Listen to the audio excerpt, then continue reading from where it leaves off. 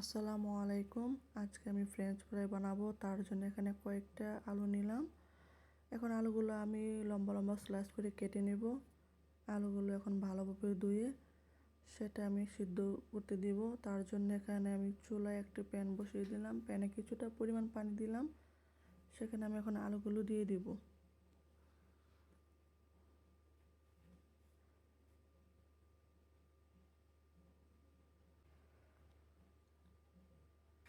আলুগুলো আমি হালকাভাবে সিদ্ধ করে নেব, বেশি সিদ্ধ করব না, তাহলে আলুগুলো ভেঙে যাবে। এখন আমি আলু কিছুটা পরিমাণ লবণ দিয়ে দিলাম যেন তাড়াতাড়ি একটু সিদ্ধ হয়। এখন আমি ঢাকনা দিয়ে সেটা ঢেকে দেব। আলুগুলো এখনো সিদ্ধ হয়ে গেছে, তার জন্য এখন আমি আলুগুলো সব নামিয়ে নেব। সেটা একটা ছাঁকনি আমি ঢেলে দিলাম, পানিটা ঝরিয়ে নিলাম। এখন আমি একটা টিস্যু পেপারে সেগুলো এক এক করে দিয়ে দিব, যেন আলুর গায়ে পানি লেগে যাচ্ছে সেগুলো যেন টিস্যু পেপারে লেগে যায়। আমি এখন একটা টিস্যু পেপার নিয়ে নিলাম, সেটা দিয়ে আলুগুলো ভালোভাবে মুছে নেব। এভাবে আমি আলুগুলো মুছে নিলাম। এখন আমি একটা পাত্রে কিছুটা পরিমাণ ময়দা নিলাম, আর দুটো ডিম নিলাম। ডিমগুলো এখন আমি ভালোভাবে ভেঙে নেব।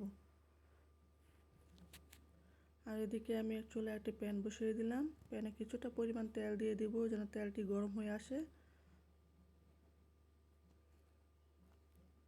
এখন আমি আলুর স্লাইসগুলো ডিমে ভালোভাবে চুবিয়ে নেব। সেখান থেকে এখন আমরা ময়দায় উঠিয়ে ময়দাগুলো সেটা গায়ে ভালোভাবে মিশিয়ে নেব।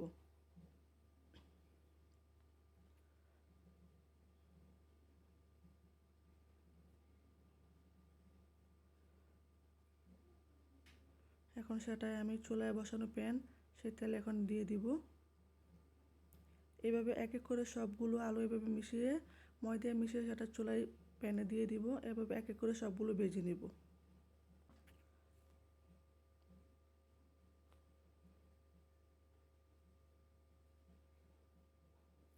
এখন আমি এক এক করে সবগুলো দিয়ে দিলাম। এখন ভালোভাবে ভেজে নিচ্ছি।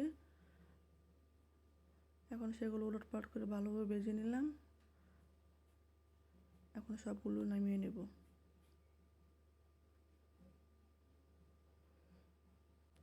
এখন আমি ফ্রেঞ্চ ফ্রাইগুলো একটা টিস্যু পেপারে নামিয়ে নেব। ফ্রেঞ্চ ফ্রাই গায়ে যে তেলগুলো আছে সেগুলো যেন টিস্যু পেপারে লেগে যায়, তাহলে খেতে ভালো লাগবে।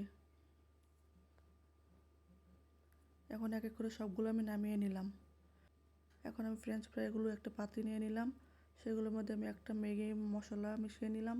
ম্যাগি মশলাটা মিশিয়ে নিলে খেতে খুব ভালো লাগে, ভালো একটা স্মেল আসে। আপনাদের কাছে যদি আমার এই ভিডিওটি ভালো লেগে থাকে তাহলে like, subscribe, comment and share করে দিবেন। আসসালামু আলাইকুম।